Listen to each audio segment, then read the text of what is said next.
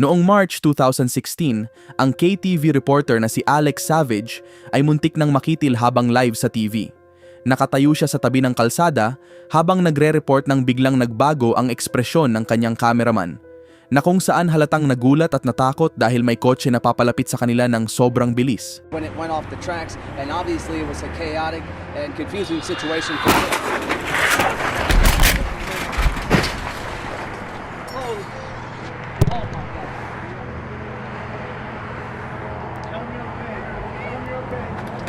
Buti na lang, sumigaw ang cameraman ni Alex upang balaan siya sa panganib sa likuran niya, kaya agad na nakatalon si Alex sa kanan at nakaiwas sa paparating na sasakyan. Pero madaling naging trahedya sana ang nangyari kung hindi siya nabalaan ng cameraman. Kung hindi siya napigilan, maaaring wala na siya ngayon, at ang mga nanonood ng live ay nasaksihan mismo ang insidente. Pero bago tayo magsimula, kung bago ka pa lamang sa aming channel, mag-subscribe ka na para naman lagi kang updated sa mga ganitong uri ng video. Sina Franz at Teresa Kraus ay isang normal na matandang mag-asawa na nakatira sa isang suburb ng Albany, New York. Pero noong bandang kalagitnaan ng 2017, bigla silang nawala ng walang paliwanag. Mas nakapagtataka pa, walang na-file na missing person report. Ang mga kaibigan at kapitbahay ay inakala lang na umalis sila, baka lumipat sa ibang estado o posibleng lumipat pa sa ibang bansa. Paminsan-minsan, nakikita ng mga kapitbahay ang kanilang nag-iisang anak na si Lauren sa bahay ng mag-asawa. Siya ang nag-aalaga ng bakuran at kumukuha ng kanilang sulat. Kalaunan, lumipat na rin siya sa bahay ng kanyang mga magulang. Sinabi niya sa mga kapitbahay na lumipat na sa Germany ang kanyang mga magulang, na mukhang kapani-paniwala dahil sina Franz at Teresa ay mga German immigrants. Franz told me, well, we're going to go away, but we'll be back. Lumipas ang 8 taon mula nang huling makita ang mag-asawa nang walang investigasyon kung nasaan sila. Pero noong June 2025, sa wakas ay sinimulan ang pag-imbestiga. Hindi ng pulis, kundi ng Social Security Administration. Napansin nila na patuloy pa ring tumatanggap ng Social Security benefits ang mag-asawa kahit matagal na silang hindi nakikita o naririnig. Dahil dito, nagsagawa ng welfare check sa kanilang bahay. Doon ay natagpuan si Lauren na paulit-ulit na sinasabi ang parehong paliwanag na nasa Germany na raw ang kanyang mga magulang at siya lang ang nag-aalaga ng bahay. Umalis ang mga pulis pero naging kahina-hinala na sila kaya nag-imbestiga pa ng mas malalim. Humantong ito sa pagkuha ng warrant para halughugin ang bahay at bakuran at doon lumabas ang nakakagimbal na katotohanan. Some of the video we shot from earlier today, 2 sets of human remains removed from the backyard of 6 Crestwood Court in Albany over the past 24 hours. Natagpuan sa likod bahay ang mga labi ni na Franz at Teresa na inilibing na. Ilang taon na ang nakalipas ang kanilang pagkamatay, kaya hindi agad nalaman ng mga autoridad kung ano talaga ang nangyari o sino ang may gawa ng krimen. Habang si Lauren, ang kanilang anak, ay naging pangunahing suspek sa kaso. Hindi siya inaresto dahil tila tugma ang kanyang kwento at wala ring matibay na ebidensya na nag-uugnay sa kanya sa krimen.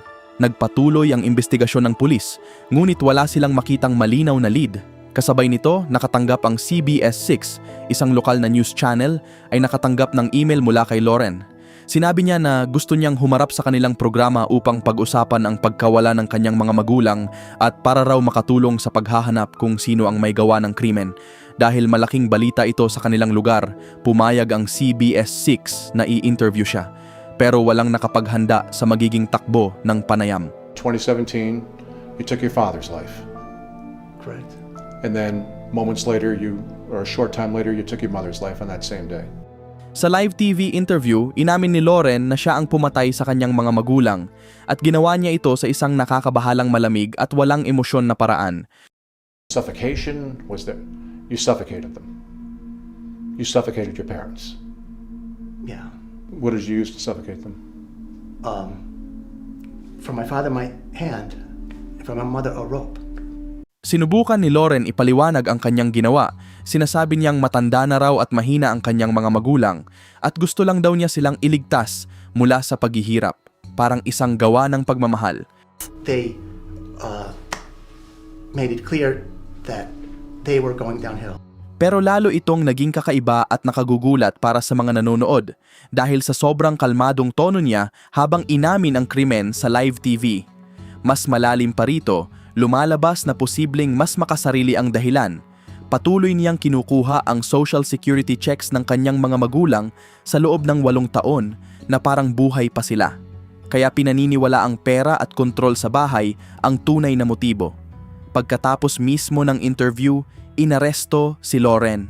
Noong September 2025, kinasuhan siya ng maraming kaso. Itinanggi niya ang lahat ng paratang at nananatili siya sa kustodiya na walang piyansa. Hanggang 2026, patuloy pa rin ang kaso. Kapag napatunayang guilty, haharap siya sa habambuhay na pagkakakulong dahil sa malupit na pagkitil sa sarili niyang mga magulang. Isang krimeng posibleng natakasan niya sana kung hindi siya nagpatuloy sa pag-cash ng kanilang benepisyo. Talagang nakakakilabot kung gaano siya kakalmado sa panayam, kaya't itinuturing ito ng marami bilang isa sa pinakamadilim na live TV moments na naitala. Noong Hunyo 2025, isang grupo ng magkakaibigan ang naliligo sa Miriam River sa Bacabal, Brazil. Masaya silang naglalaro at tumatalon sa tubig hanggang mapansin nila na ang isa sa kanila, isang 13 years old na batang babae na si Raya Fernandez, ay biglang nawala. Sinimulan nilang tawagin ang kanyang pangalan at maghanap sa paligid, iniisip na baka lumayo lang siya. Pero kalaunan, napagtanto ng grupo ang nakakatakot na posibilidad, maaaring nasa ilalim na siya ng tubig. Di nagtagal, dumating ang mga autoridad at mga lokal para tumulong sa paghahanap. Pero naging walang saysay ang kanilang pagsisikap. Kinabukasan, hindi pa rin natatagpuan si Raya. Dito na rin dumating ang mga news team para i-cover ang insidente, kabilang ang reporter na si Lenildo Frisaul. Sa kanyang ulat, ipinaliwanag niya kung gaano kapanganib ang Miriam River dahil sa mga biglaang malalim na bahagi nito na isang maling hakbang lang ay pwedeng magdala sa malalim na tubig. Para ipakita ito, pumasok pa si Lenildo sa ilog habang hawak ang kanyang mikropono. Foi justamente aqui, pessoal. Nós vamos entrar agora na água aqui para mostrar para vocês o local. Olha, a gente já vê que aqui a água é muito forte, ó. E vai descendo, ó. Vixe Maria, vai descendo aqui, viu? Ó. Habang lumalalim siya sa tubig, patuloy niyang ipinapaliwanag ang panganib ng lugar. Ngunit habang nasa gitna na siya ng ilog, bigla siyang napatigil. Eu andei pouquinho aqui, ó. A água já tá acima do meu peito, para você ver a situação. Se eu andar um pouquinho aqui, deixa eu ver aqui. Ó, vou andar mais. Ó a fundura aqui, ó. Ui.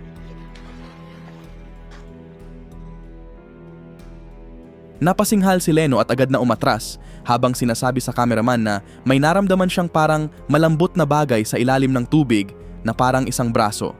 Ang hindi niya alam, natapakan na pala niya si Raya. Ilang sandali lang matapos yon, binalikan ng mga autoridad ang lugar na tinuro niya at doon natagpuan ang katawan ni Raya sa parehong bahagi ng ilog.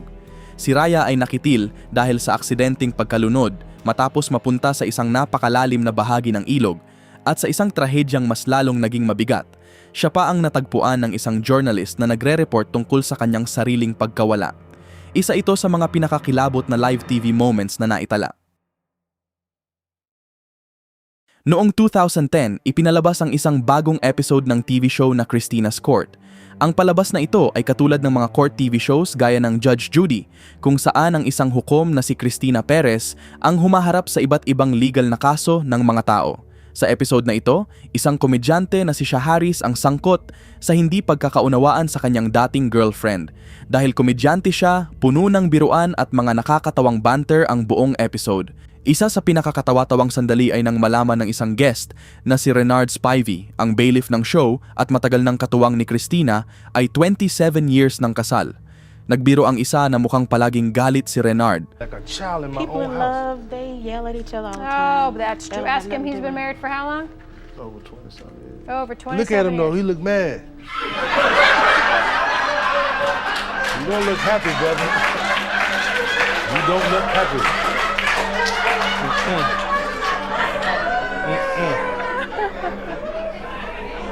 He's very happy. Okay, all right, let's get back to the claim. Pero kalaunan, biniro rin na masaya naman daw siya at nagpatuloy ang episode sa masayang tono. Si Renard ay kilala bilang mahalagang bahagi ng show at bihirang nagiging tampulan ng biro, kaya naging memorable ang sandaling iyon. Ngunit sa oras na yon, walang nakakaalam kung gaano kalungkot at kabigat ang magiging kahulugan ng biro na yon sa hinaharap. Ilang taon ang lumipas, lumabas ang balita. Still developing tonight, a Harris County Sheriff's deputy facing serious charges. 63-year-old Renard Spivey accused of killing his wife, 52-year-old Patricia Spivey, after an argument that turned deadly. Ayon sa ulat, nagkaroon ng pagtatalo si Renard at ang kanyang asawa na si Patricia Spivey tungkol sa umano'y paggamit niya ng steroids at posibleng pagtataksil. Sa gitna ng pagtatalo, binunot niya ang kanyang sandata at kinitil ang kanyang asawa, pagkatapos ay itinago ang labi sa kanilang kwarto. Ang dating bailiff ng isang court TV show ay kalaunan ay napunta mismo sa totoong korte bilang akusado. Sa kabila ng kaso, noong 2023, siya ay napawalang sala matapos igiit ng depensa na aksidente ang nangyari, kaya hindi siya nakulong. Ngunit noong March 2025, muli siyang naaresto sa pagkakataong ito dahil sa pagnanakaw ng $400 mula sa isang waitress.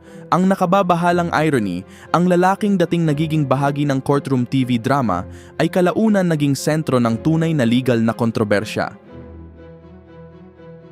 Noong 1993, ang tennis pro na si Monica Seles ay nasa tuktok ng kanyang karera. Sa edad na 19, nakapanalo na siya ng 8 Grand Slam titles at nakuha pa niya ang posisyon bilang numero 1 babae sa tennis mula kay Steffi Graf. Ngunit sa kabila ng kanyang kasikatan, marami rin siyang haters, lalo na ang mga tagahanga ni Steffi Graf na hindi matanggap na nalagpasan siya ni Monica. Isa sa mga sobrang obsessed na fans ay isang lalaking nagngangalang Ga Parch na ang paghanga kay Steffi ay nauwi sa pagiging delikado at obsessive. Noong April 30, 1993, naglalaro si Monica sa quarterfinals ng isang tennis tournament sa Hamburg, Germany. Habang siya ay nangunguna sa laban, pansamantalang huminto ang laro para sa break. Dito nangyari ang hindi inaasahan.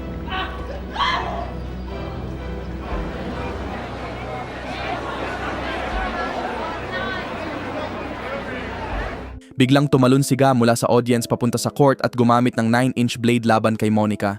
Napasigaw si Monica sa sakit at bumagsak sa court habang agad na inaalis si Ga ng security at inaresto. Dinala si Monica sa ospital. Sa kabutihang palad, ilang millimeters na lang at tatamasa na ang pinsala sa kanyang spine at vital organs. Himala siyang nakaligtas at gumaling sa loob lamang ng ilang linggo. Kalaunan, sinabi ni Ga na hindi raw siya galit kay Monica, kundi sobra at baluktot na pagmamahal kay Steffi Graf. Ayon sa kanya, gusto niyang tanggalin si Monica para muling maging number 1 si Steffi, at sa kanyang isipan, iyon daw ay isang sakripisyo para sa idolo niya. Nahuli at napatunayang guilty si Ga, ngunit hindi siya nakulong dahil sa desisyon ng korte na may malubhang mental health issues. Bagamat nakaligtas si Monica, hindi na siya kailanman naging pareho. Nagkaroon siya ng PTSD at takot sa mga tao at crowd. Dahil dito, napilitan siyang magpahinga sa tennis sa loob ng 2 taon at tuluyang naapektuhan ang kanyang karera. Si Steffi Graf naman ay muling bumalik sa pagiging number 1 sa women's tennis, isang nakakakilabot na irony na tila sinadyang resulta ng isang marahas na obsession. Noong June 1994, naglaban ang Colombia at United States sa FIFA World Cup na ginanap sa California. Matagal na 0-0 ang laban hanggang sa mangyari ang isang nakamamatay na pagkakamali. Ang Colombian player na si Andres Escobar ay nakapag-score ng sariling goal, dahilan para manalo ang United States at ma-eliminate ang Colombia sa World Cup. Bagamat aksidente lamang ito, hindi niya alam na iyon na pala ang magiging simula ng isang trahedya. Pagkatapos ng laban, inalok si Andres na manatili muna sa United States kasama ang kanyang pamilya, ngunit pinili niyang umuwi sa Colombia at harapin ang kanyang bansa. Alam niyang maraming galit at disappointment dahil siya ang sinisisi ng marami sa pagkatalo ng Colombia. Ilang araw lang ang lumipas, noong July 1, pumunta si Andres sa El Indio nightclub sa Medellin kasama ang mga kaibigan. Doon, ilang tao ang kinutya siya dahil sa kanyang own goal. Umalis si Andres para umiwas sa gulo, ngunit sinundan siya ng grupo hanggang sa kanyang sasakyan. Sinubukan niyang ipaliwanag na aksidente lamang ang nangyari, ngunit hindi niya alam na may bitbit na sandata ang isa sa kanila. Pinaputukan si Andres ng 6 na beses, dinala siya sa ospital, ngunit hindi na siya naisalba. Lalong ikinagulat ng mundo ang kanyang pagkakitil, isang profesional na football player na namatay dahil lamang sa isang aksidenteng goal. Kalaunan, ang salarin ay kinilalang si Humberto Castro Muñoz, isang hitman na konektado sa kartel na may kaugnayan kay Pablo Escobar. Ayon sa investigasyon, maaaring ang sariling goal ni Andres ay nagdulot ng malaking pagkawala ng pera sa gambling operations ng kartel. Isang simpleng pagkakamali sa sports ang nauwi sa isang trahedyang hindi makakalimutan ng mundo.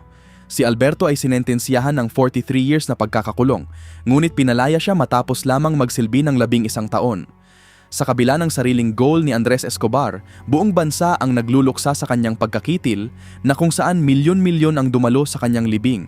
Nakakakilabot balikan ang kanyang own goal dahil alam na ngayon na ang isang simpleng pagkakamali sa laro ay nauwi sa pagkawala ng kanyang buhay.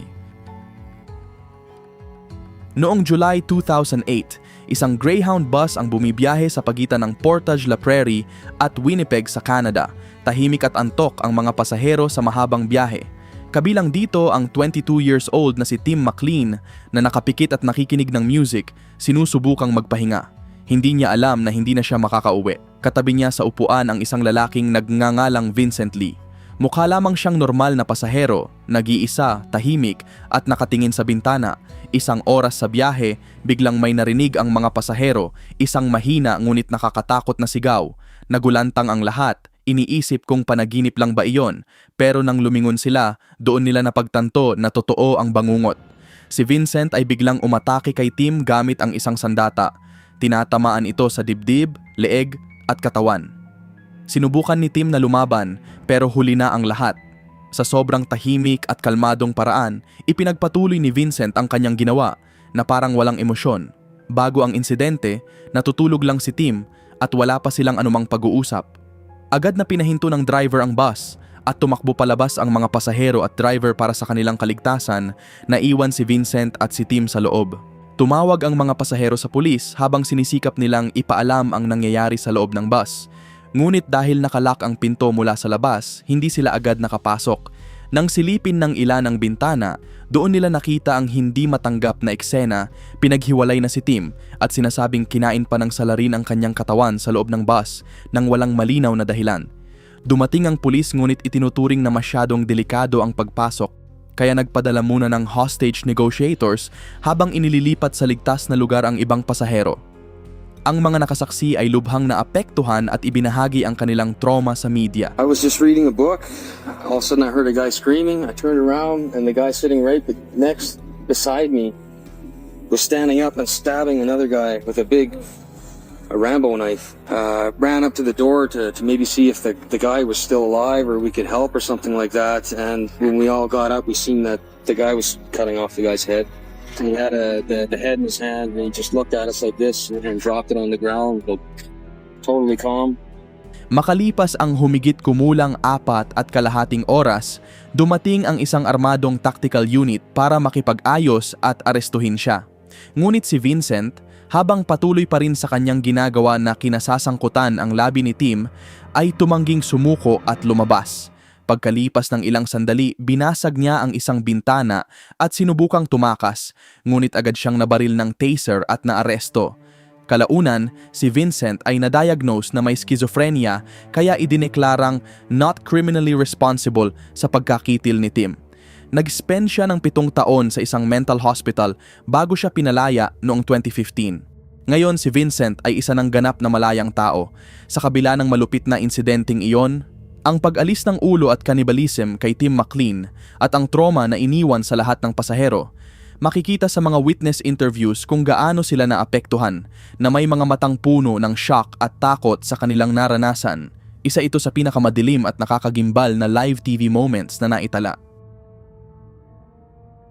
Noong March 2022, isang reporter ang nasa kalye sa Los Angeles habang ipinapaliwanag niya kung gaano raw kapanganib ang lugar na iyon. You see Hoover Street here, officials say it's one of the most dangerous streets in all of Los Angeles. And now,